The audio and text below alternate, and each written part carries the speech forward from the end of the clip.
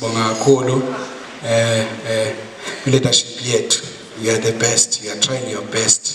Wenza umsebenzi wenkosi. Siyabonga.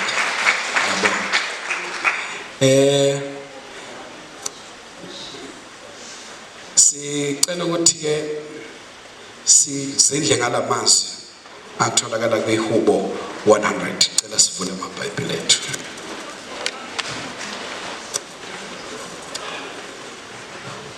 Friendship with Jesus, fellowship divine.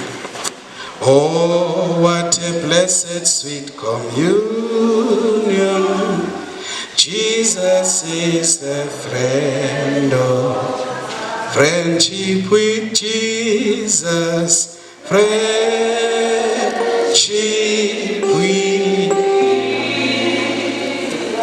fellowship, fellowship divine. Oh,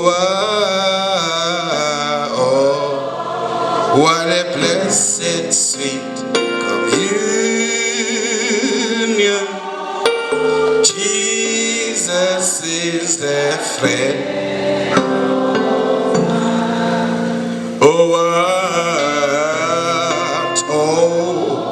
What a blessed sweet communion.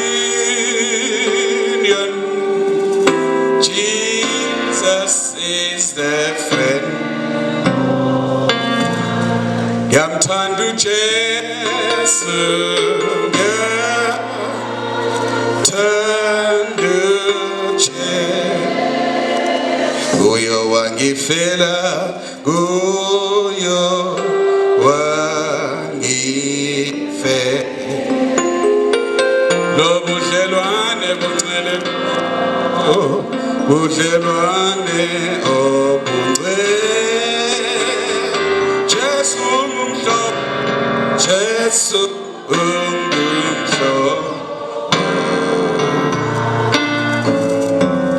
iHubo 100. It's a psalm of praise. We felt ukuthi uma si celebrate Freedom Day, si celebrate Kababa uLthuli, Nkosi uLthuli, masilithathe leli hubo lendumiso kube ihubo lethu esizozenza ngalo namhlanje. Bazalwane, uNkulunkulu uyakuthanda ukudunyiswa. I think the main purpose yokudalwa koluntu noma kwabantu kwakukuba balethe udumo kuNkulunkulu. uNkulunkulu uyakuthanda ukudunyiswa. You know, when he had created everything, mayisedalile ihlahla, edalile imfula, wadala konke okubonakala nokungabonakala, wadala ama-planets ngokuhlukana kwawo, Jupiter, ngawabala. Kuthiwa still uNkulunkulu waba nesizungu. Then wayesekhuluma uNkulunkulu ebuNkulunkulweni bakhe, wathi, let us make man in our own image and let him rule and have dominion over the work of the earth. Now, njengoba sazi ukuthi uNkulunkulu omthathu emunye, uNkulunkulu Baba, uNkulunkulu Indodana, uNkulunkulu uMoya Oyingcwele.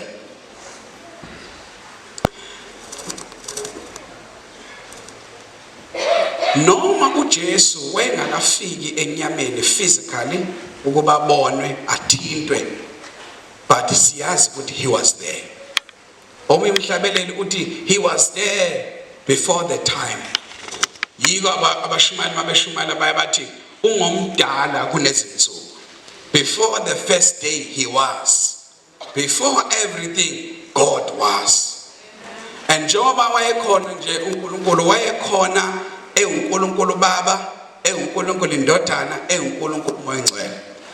It's just that uNkulunkulu Indodana wayengakathunywa emhlabeni noNkulunkulu Moya Oyingcwele wayengakashiwa nebandla, but he was there ebunkulunkulu bakhe. So when he said let us, niyamuzwa ukuthi ukhuluma ebuningini man, that's a plural form. Let us make man in our own image. Wayekhuluma within the Trinity, because he's a triune God. Wayekhuluma ebunkulunkulu kuxoxa bani? uNkulunkulu Baba, noNkulunkulu Indodana, noNkulunkulu uMoya Oyingcwele. Mabethi let us make man in our own image. So ukudalwa kwethu, lewa chorus kwahlalwa phansi, ukudalwa kwethu akuyona into yavaniyenza. You know, when he was creating ilwane wayezibiza ngezwi, he will speak the word and things will come into existence. And bonke igama lenkosi. Let there be earth. Izwi lakhe is so powerful. Ingakho lithi iBhayibheli alibuyi lilambatha. When he has released the word, izwi lakhe has got an ability to call things into existence. So let there be earth, let there be heavens, let there be light, let there be trees and everything, let there be sea. But when it comes to man, I can show him, let there be man. He calls a special meeting in heaven places. Let us sit down. I want us to create something different. Let us make man. Let us make man. I said, in our own image. Yes, Imago Dei. Landed Imago Dei. Kushukuti. Umuntu wakhiwe ngasame material uNkulunkulu akhiwe ngayo. Ngazi ngixolisa kanjani lento. Phela abazalwane kusungumani media team ngicela ukulinganisa ngani, please rise, three of you, not all of you, three of you, thank you. Thank you. Come.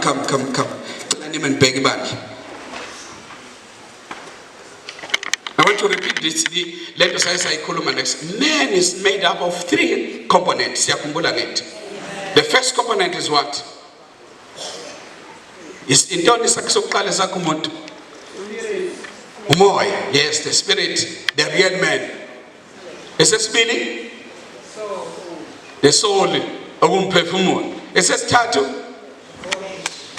Awudingi shuba ideology, the body.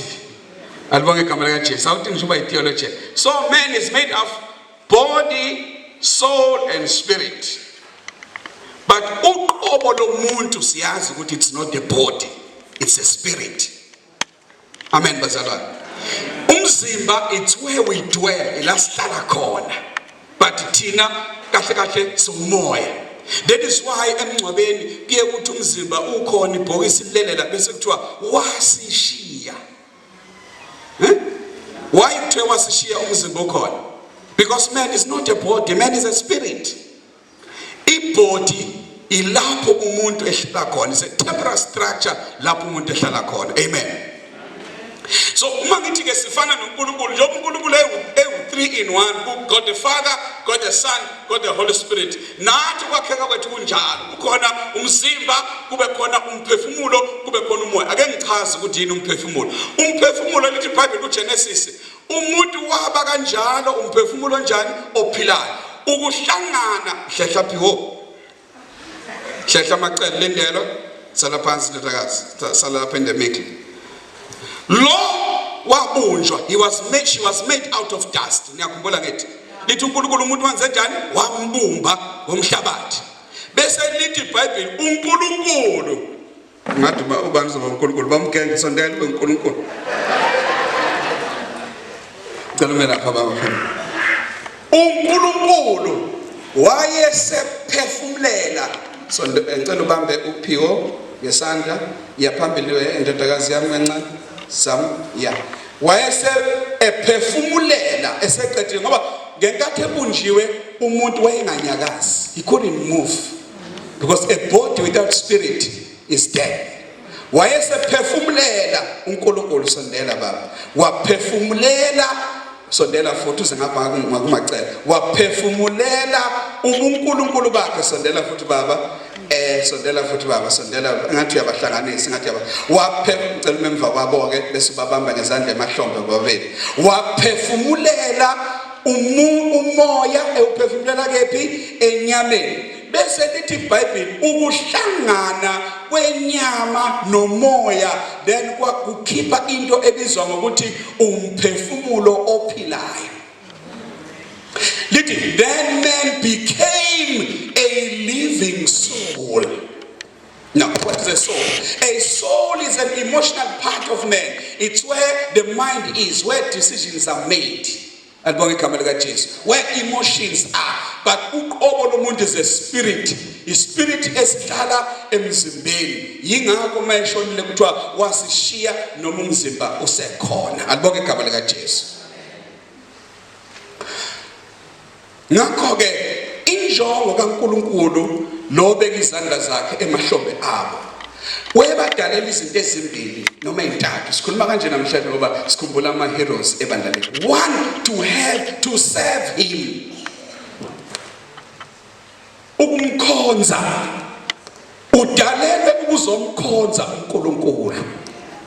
Alibonke igama lika Jesu. Ukumkhonza.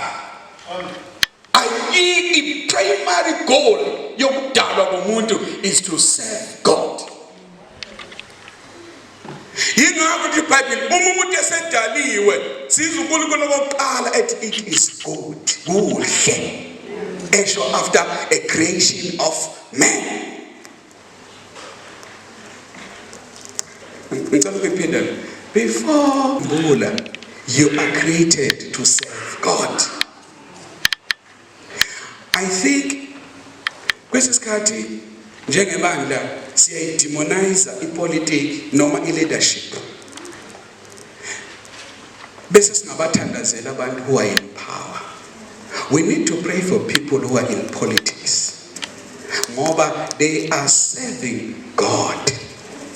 Into esiyenzeke kusuka ukuthi abanye basuke bafuna ukuseva uNkulunkulu icebo likaNkulunkulu bengamazi uNkulunkulu. That's where the problem starts. Amen ukhona. Ubabona kanjani manje labantu uNkulunkulu abasansana ubabona mase beqala belegislator izinto that are contrary to the word of God. Yeah, sebengibele kodwa into ebengihlela ukuyikhuluma nabo le namhlanje sengizoyikhuluma nani. We begin to see seven legislator izinto that are contrary to the word of God. We've been known to be a Christian country, South Africa. You know, the unfortunate part, ngashumela kanje kwenye indawo ngaphuma sengiphelezela ngoba sebesabela impilo yami ngoba umuntu oshumela ngesibindi mina. Amen. Shumela ngesibindi. Ngibonga igama lika Jesu. Ngashumela kanje saseHammersdale eHammersdale eMpumalanga kunento enkulu kaHulumeni my first appearance kukhulunywa ngerenaissance kwakuyisikhathi sikababa umhlonishwa uMbeki to an African Renaissance kukhulunywa ngerenewal kuthiwa kudingeka abantu abasha eSouth Africa abane new perspective ababuka izinto ngendlela ehlukile. Ngithi it is impossible to have abantu abasha with old mindset. It is impossible to have new people without being transformed. And the only thing that can transform a man is the word of God.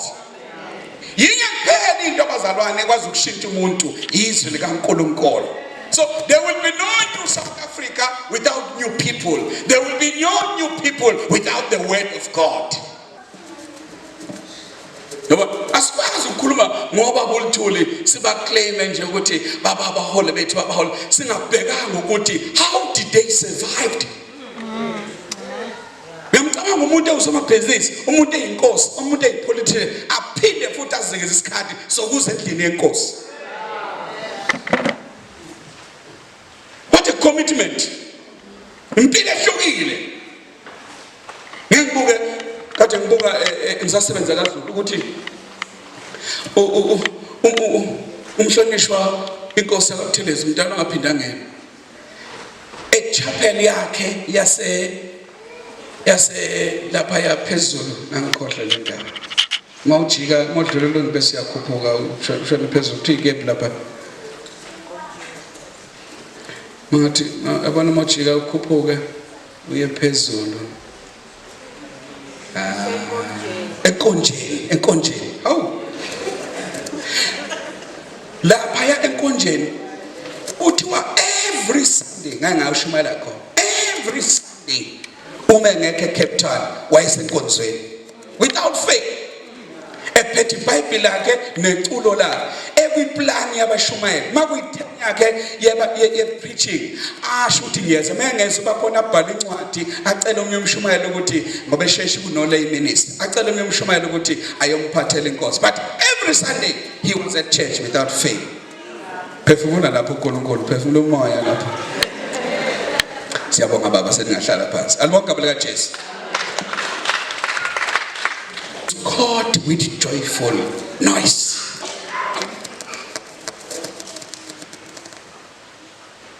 Niyazi ukuthi la kuthina kumabandla omthetho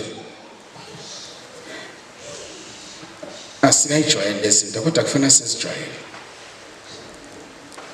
Khona nje abasa irritatewa kodwa I like Gradville uNkulunkulu sisize. Khona nje abasa irritatewa ukuthi kuno piano but there is too much noise.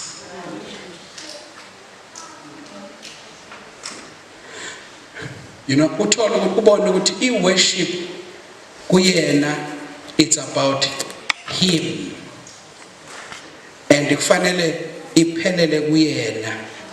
Kanti kubalekile ukuthi uzi-expose to another style of worship. That is one. Two, fanele futhi mawuze enkonzweni uzokhonza wazi ukuthi kukhona nabanye abantu who might not like the style of worship oyithandayo. Praise the Lord. That is why la esontweni niyaqaphela ngoba ngumfundo se-CSA I'm a congregationalist niyaqaphela ukuthi ngilo mfundo kuthiwa u-high church. U-high church umfundisi onezinto ezi-traditional, you know. Kodwa ngenxa ukuthi ngivuleleka ivangeli I am open. Alibonge igama lika Jesu. Ngiyazi ukuthi worship is not only about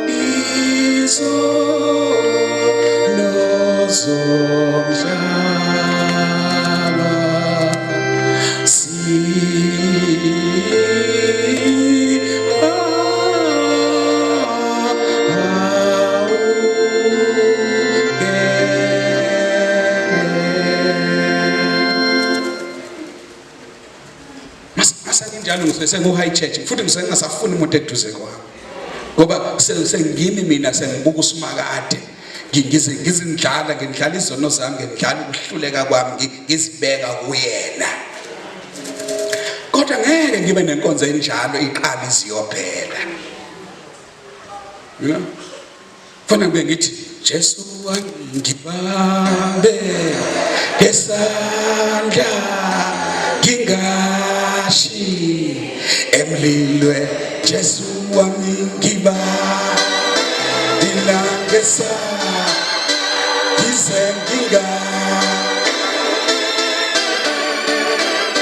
kuthi senjalo kusemnandi nabasha nabavasile nabajwayele leso style bejabula bengithi baye tengo siya makhosi oga malingu Jesu oga malingu Jesu leta nuke lewo bukhosi nitwe sewonani tingosi ya kongo ngosi ya kongo ngosi ya kongo ngosi ya kongo ngosi ngosi ya kongo.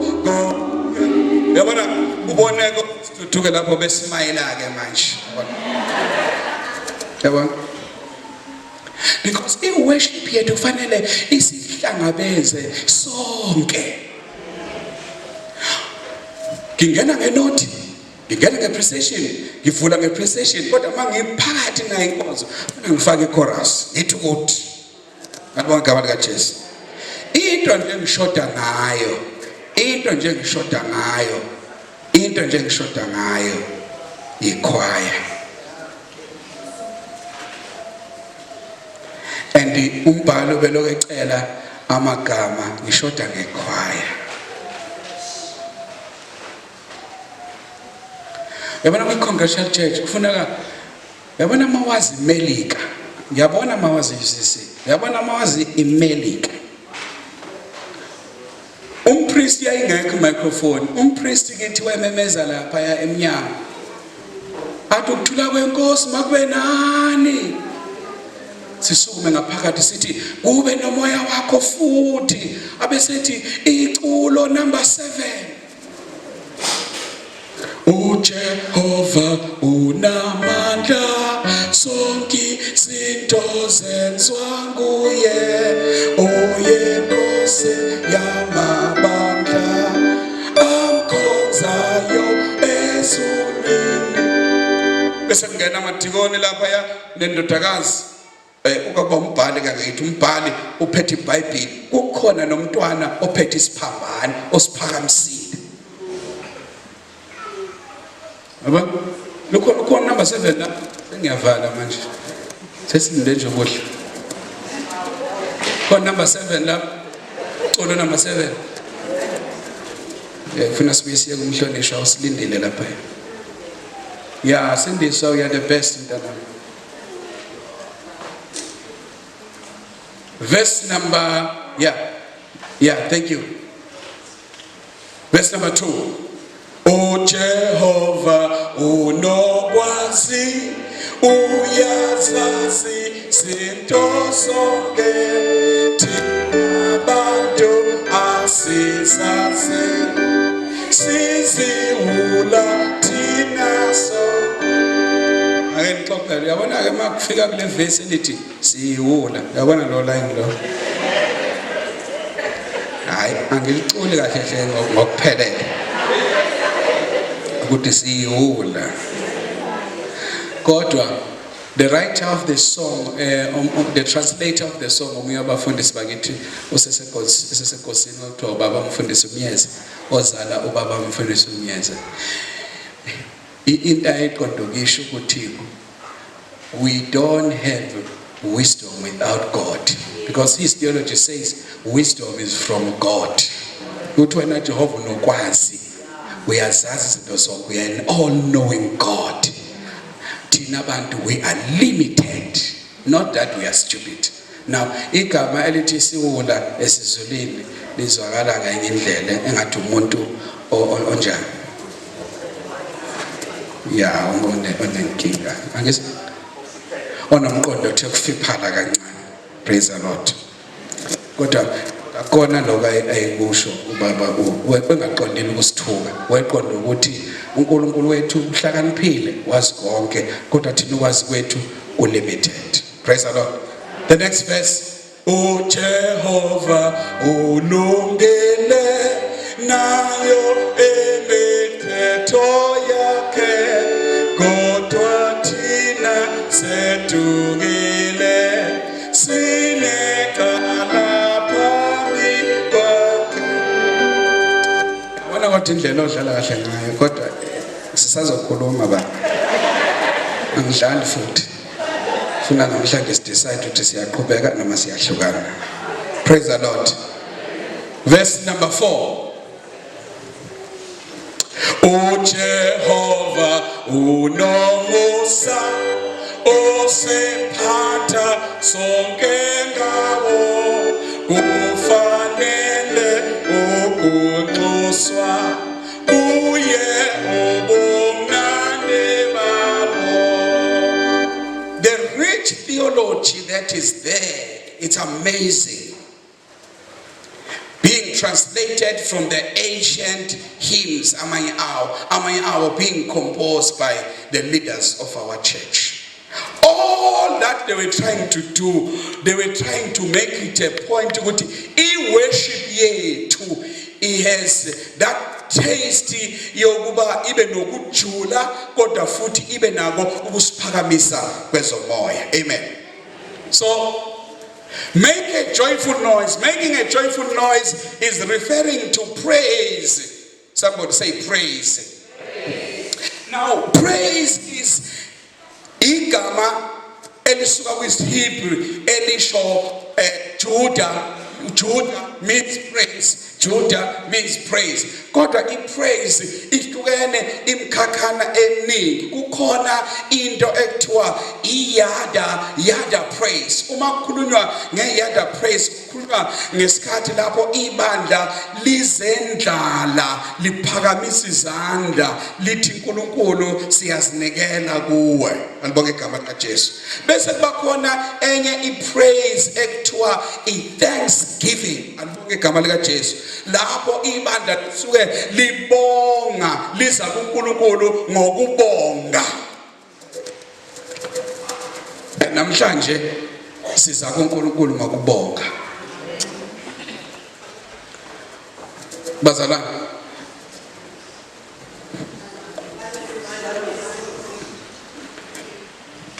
asiyeke corruption ekhona kuhulumeni.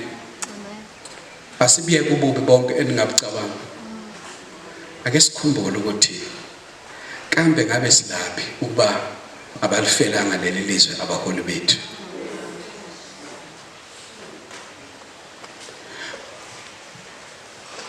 Ukuthi njalo siyathanda ukubheka uhlangothi olungeluhle siliyeke oluhle. Uyazi njengoba le nkonzo iqhubeka nje babili abantu abahleli lapha phambi. Khona abantu ababusekayo, khona abantu abathi kodwa ke. You can't change it. They are there in the church. Abakuyeka konke okuhle babheke nje iphutha banamathele kulona. Yeah. They are there. You can't do anything with them. Live with them. Nohlukanisa ukufa mhla inkosi inibisa. They are there. I'm trying to say, yebo uhulumeni wakithi unamaphutha kodwa sidinga ukumbonga uNkulunkulu ukuthi saphuma engcindezelweni. And ngiyacabanga nje ade ngilalela umoya omholi ekhuluma nje ukuthi khona ePitoli lapha befundiswa khona ngeAfrikaans yonke into. Ngithi mina isingisi uthi isingisi babe sipotshozela kancane bengafuni kodwa ukuthi sisazi ngoba kuthiwa ulimi elizosenza ukuthi sibe empowered sikwazi ukukhuluma nabelungu. But everything was taught in Afrikaans, a certain area ePretoria. Sidinga ukumdumisa uNkulunkulu ngokuthi namhlanje sino 27 April okuyi Freedom Day ukuthi abantu sebengafunda ngolimi lwabo. Alibonge igama likaJesu. Enye into omunye we-colleagues abo, abafundi babefunda nabo, bona bebefunda nge-Afrikaans bengenankinga ngoba i-Afrikaans ulimi lwabo. Bafunda nge-Afrikaans baze bafike e-university befunda nge-Afrikaans. Yike abanye bathi mabeseyindaweni ezithile uthola ukuthi isilungu asisaphumi ngoba bebefundiswa nje Afrikaans right through. So simele umbonga uNkulunkulu namhlanje izwe lakithi lakhululeka. Sesikwazi ukuthi sikhonze nabaholi bomphakathi nabaholi besopolitiki. Sesikwazi ukuthi sifunde ngolimi lwethu. Alibonge igama likaJesu. So you are created. Laba ke sikhuluma ngabo bayiserve ipurpose yabo. A challenge is left with us ukuthi thina liyini icebo likaNkulunkulu ngempilo zethu. Verse 2 abesethi, serve the Lord your God with gladness. Come before his presence with singing. Lithi ngesizulu bana phethe umsho lesizulu. Verse 2, Psalm 100 verse 2. Khonzani uJehova ngani? Yebo. Wozani phambi kwakhe memeze ngenjabulo. So the expectation ukuthi uma singena enkonzweni bazalwane simdumise uNkulunkulu ngani? Ngokujabula. Simdumise uNkulunkulu ngokujabula. yabona sijabulelani sijabulela the gift of salvation ukuthi nje wanikela ngendodana yakhe. Amen. Ngothola kahle khona. Wanikela ngani bazalwane ngendodana yakhe ukuze thina esasikude senziwe sibe seduze. Thina esasingenaNkulunkulu senziwe sibe ngabantwana bakaNkulunkulu. Thina esasingabalwanga kwiplan yokuqala singene nathi kwiplan kaNkulunkulu. Alibonge igama likaJesu. So into yokuqala nje ekufuna siyenze uma ungena nje esontweni ungabingeleli umuntu. Hlabelela. Ngoba lo muntu ombingelela uzoqala kufaka indaba.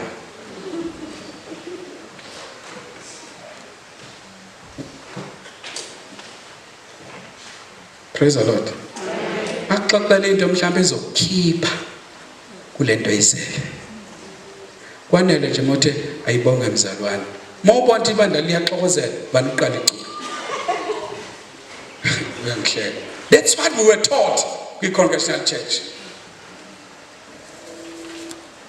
Okhulu bangene esontweni baxoxe bawelezele wesike nina senixoxa kushunyayelwa nibe ndiscuss nomfundisi discuss zonke izinto in the middle of the service.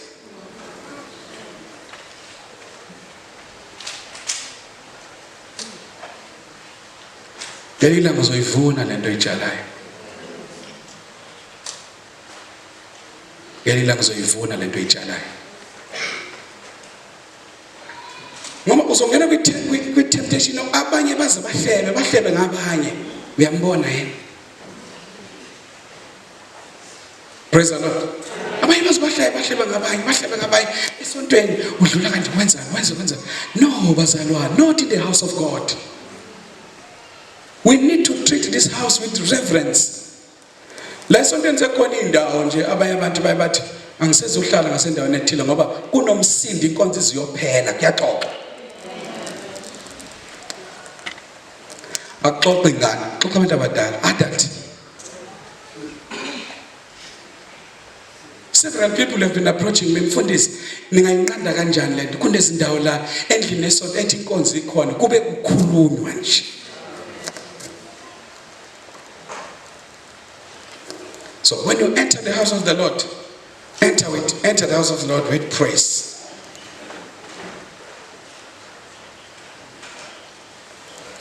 Verse number 3. Sifunde sonke kanye.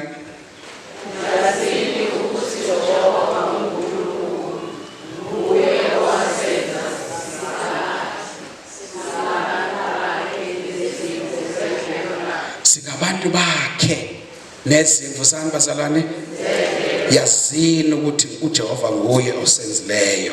We are his possession. So we belong to him.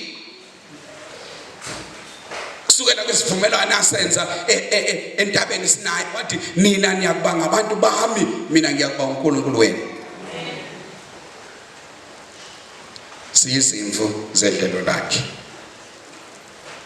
Now uma umuntu kunendlela ophila ngayo ngithi bazalwane. Ngoba awufuni uphoxa umuntu wakho obelonga kuyena. The next verse number 4.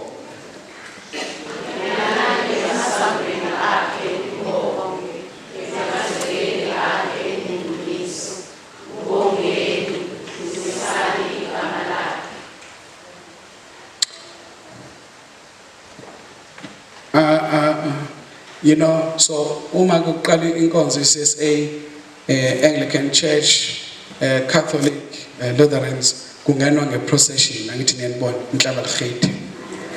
This is derived from this verse ukuthi uma singena nje kufanele singene ake ngiqale kanje la ebandleni eminyakeni ephambili bekuthi maqala inkonzo kucula uJob sethempelini mayeqhamuka nje umfundisi ivana badlala isuku lithi uJehova.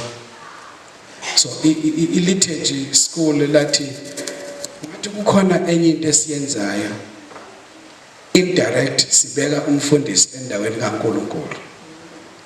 Engakuba kukhona ingane nje la esontweni eziye zithi ziyisho lo kwebandla ngobungane zithi mangivakashele emabranchini zithi bekhona uJesu namhlanje esontweni, because umfundisi zimperceive njengomuntu onjani oJesu. Kodwa abanye bakususela lo ngoba umfundisi meqhamuka ngale nje verse kaVane 20 mfundisi uJehova angeneke naye negown yakhe, ngiyabona igown le la esifakayo isivane sibone ngathi nangu uJehova kwase kuthiwa no akungenwe ngeculo, amen, akungenwe ngendomiso. Mase kufike phambili bese kuculwa ke idoxology, and idoxology ningathuki manibona kwezindawo iculwa kuhlelwe phansi kahle kahle hle bazalwane.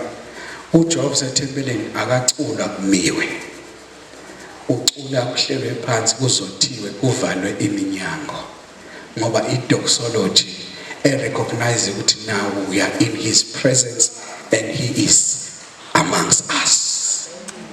Alibonga igama lika Jesu.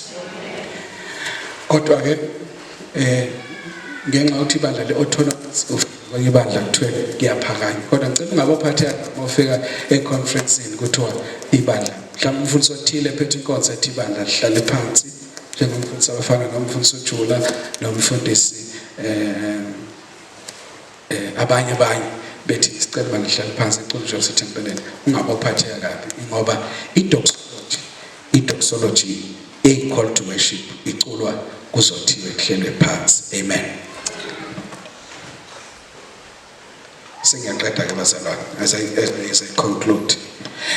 So the crux of the message yethu namhlanje bekuwukuthi we need to thank God for the gift of life. Sidinga ukubonga uNkulunkulu ngesipho sempilo, sidinga ukubonga uNkulunkulu ngokuthi wasivusela abaholi abafana noBaba uNthuli, noBaba Nelson Mandela, noBaba uPrince Mangosuthu Buthelezi, noBaba Oliver Tambo, labo bonke abaholi who fought for freedom balwa basibabeka ukuphila kwabo phansi.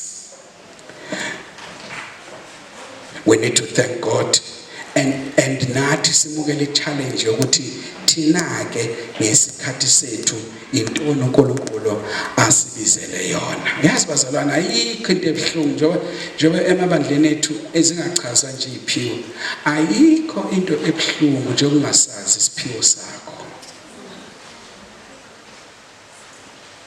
Niyazi yini abantu bethathwa amabandla kamoya, bethathwa nazo zonke izinto engayicabanga baze bathathwe nabantu abaganga ngabo, ukuthi uma ungayazi into uNkulunkulu akubizele yona wenza noma yini. Amen. Ngicela ngilalele manje please. Amen. Wenza noma yini leyo osofisa ukuyenza ngaleso sikhathi, ngoba you have not yet discovered ukuthi liyini icebo likaNkulunkulu ngempilo yakho. Kanti bazalwane kuthiwa wapha abantu babe ngabapostoli, abanye babe ngabafundisi, abanye babe ngabelusi, abanye babe ngabavangeli, abanye babe ngabaprofeti. If I follow ministry there, bese kuthiwa kunezinye futhi inkonzo yokukhuleka, inkonzo yokukhuluma ngezilimi, inkonzo yokutolekile, inkonzo yokuphulukisa, inkonzo yokuthandazela abantu, inkonzo yokudumisa. Wonke umuntu osebandleni ubalulekile ukuthi akufune ukuthi mina Nkosi siyini isiphiwo sami, ngoba akekho ongaphiwanga. Ngiyathola. Amen. Sisters, yeah, we need to search.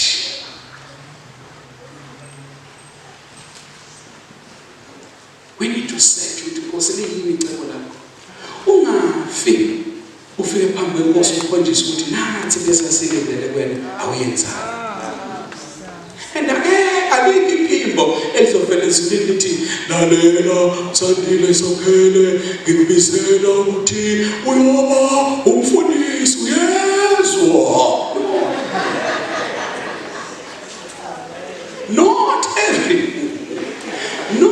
every one of us oba nayo gift bakhona ngifuna uqamba bakhona abantu abakabezwe the audible voice of God. Yes. Niyabona nje ubaba umfundisi uSitekeni besuka ezweni lakubo le Dunlop la ezala khona ezala kaMaphumulo welidwe yiphimbo alizwa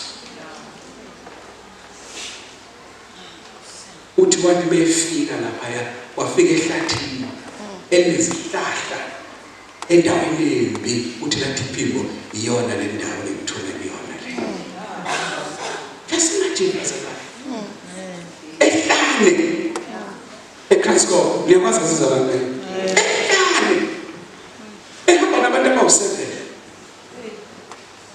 ukhona noMoses wakadube usekhona namanje kulapha phezulu emission 7 people uthi ngakusasa basebenza nomhlangano bakhuluma ukuthi wena uzokwenzani lo siwadube sasika umbonayo uthi yena wayesethi mina ngase ngithi mina ngizovuka ngiyogeza ogogo balenda izalibazana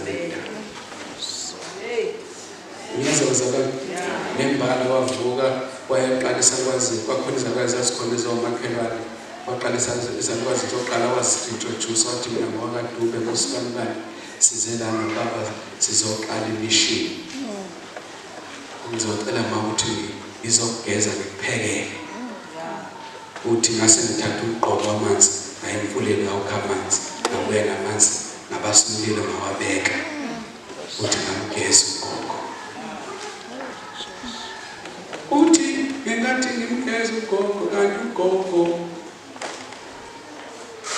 indodana yakhe uBishop uNkulu wamaZayoni yabona uNkulunkulu masethu ngicebo le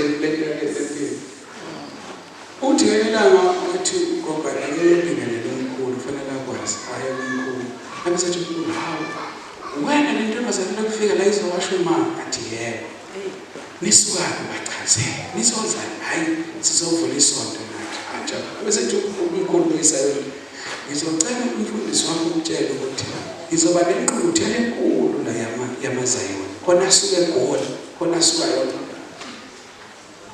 uthi babeki oseyini uthi baboseyini abehlayo uthi zafika iZayoni beyiphuma ke iZayoni qala uthi zafika zisuka all over eGoli zise-Archbishop bengakandi kangako Archbishop zise-Archbishop wazi uthi wayesethi ngocela umfundisi wakho abeke nje izwi kule vuselele ekhaya wayeseza ngoba uSitekeni niyambona umlungu phakathi bafika ukukhuluma ngoJesu osindisayo amen hey bazalwane zanamukela ivangeli zalo lasabalala ivangeli uthemse njalo lo nkosazana wakadube wagula wazoshaya wawa wathi ushonile nje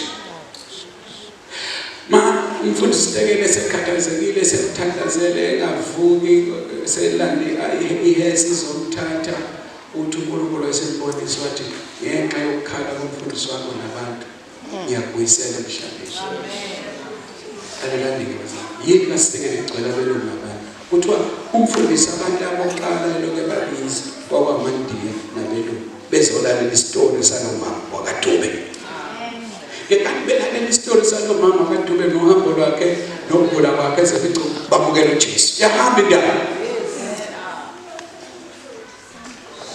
uthe kusenjalo enye ingane zakhona emini nje yasuya umthongo yalala mayilele uNkulunkulu afike ngephupho wathi tshela umfundisi ukuthi la nakhe phezulu komcebo ngimbekela ngoba kunomcebo la ngaphansi ongeke emhlabeni wonke jikelele amen bazalwane ukulalela uNkulunkulu kuyamangalisa umfundisi uma la nje ehlathini ulalela uNkulunkulu kanti uNkulunkulu ubekela ingcebo akade ayithubusele ukuthi yokudiscover uSitekeni naye ayithola uyena itholwa intombazana mayivuka nephupho ithi umfundisi ungalapha afune umfundisi ithi baba ngithengilele uthi uNkulunkulu kunengcebo la kunamanzi ala ngaphansi umfundisi uthi yena waqala ucabanga igolide ukuthi hayi mhlawumbe kunegolide lana ukuthi wabiza abantu bamba uthi mayebiza abafundisa abahlobo bakhe abamabhulu bethi bayamba baqhuma amanzi praise the Lord amen lawo manzi aqhuma kaSitekeni ngiyazi bazalwane asaplaya phesheya kwezilwandle manje asaplaya intolo zonke eSouth Africa abiza ngokuthi Aquila. Alibonge igama lika Jesu. Ngendoda eyodwa yalalela uNkulunkulu. Angifuni nje ukuba ordinary. Angifuni kodwa ngifuna ukuhamba ngimlalela ukuthi uthini manje. That's why ngathi mangifika ngathi ngacela ukuthi ngicela umuntu 5 years eGrabville. Ngangadlali ngacela 5 years. Ngathi ke ngoba lo 5 years ngocela ungitshele ukuthi what is next. Hayi. Ngisho kamnandi kangakanani kubalekile ukuthi umlalele ukuthi usakhona la efuna khona. Ngoba umuntu wayigeje timing kaNkulunkulu ethena 5 wahlala unyaka 6 vale kusuka isibhedukane sisimanga ufe wonke umsebenzi omuhle sawenza andawulalela.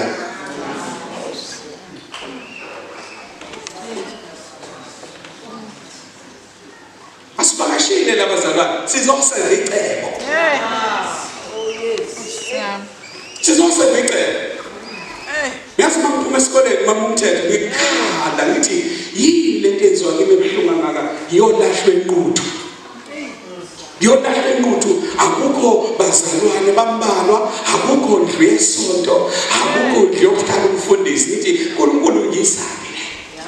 Ngikhumbula kahle ngangisane park ePicanto encane kusebenza sabanga. Ngikhala endleleni ngikhala nempahla la ngemuva ngikhala umfundisi emakhaya who was my spiritual mentor eloke ngicheka Sandile how far are you my son? Ithi baba sengisembithi athi park I want to pray for you ngipake angithakazele athi qhubeka iyala uNkulunkulu embize khona. Uyazi ngikabisa kunamabandla la eThekwini amaningi angifuna angiphela wonke umuntu ufuna ibandla eThekwini.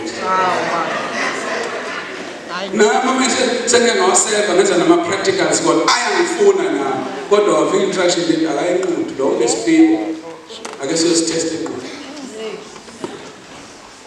Obana bekhona eJojo City kuneketa ngamadodana naye eJojo City bamke ngoba eJojo City nawazi bamke ngafika ehlane bazalwane la ihlahla zakhona emfishane zonke asikho sithi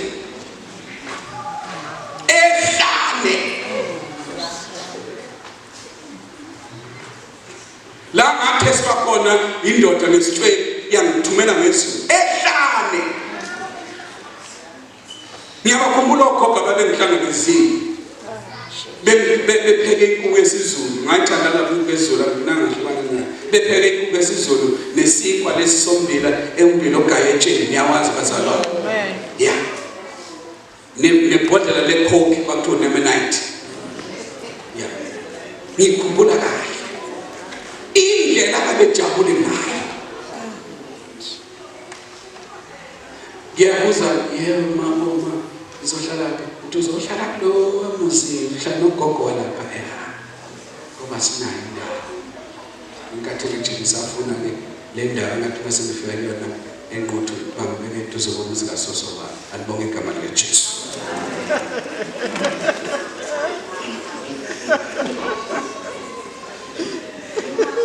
Ingozami zonke namadlane lasingaphambili. I fight until I finish my course. Yeah. Bajabule ngiyakhala.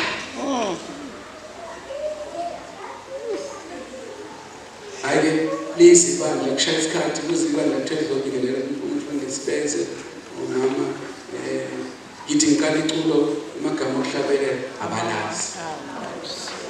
Ugogo bese ngitshela ukuthi hayi nanga thina ngiculiswa icula makuthula sicula 315 wenhliziyo yami ngokuhlakanipha sicule ubani elinye wozama ingcwele ngiyabona lethi wozamoya oyingcwele 106 bathi bona babecula 102 lelithi moya oyingcwele moya oy iza phezu kwethu 102 kanjani kumbona lithi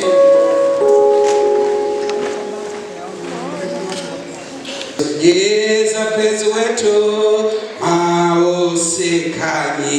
sikhanyise enhlizweni sethu siyakulahleka hey ngathi Jesu ngilaphi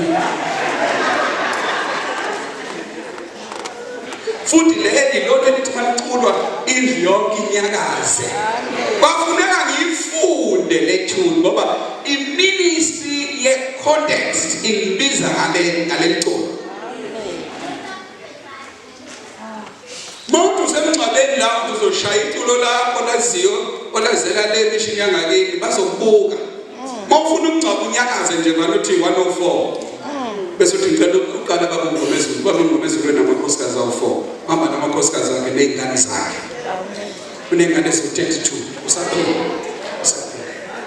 manje beninyakazisa linqaba omama linqaba umndeni wakhe linqaba ibandla kunyakaza indlu yonke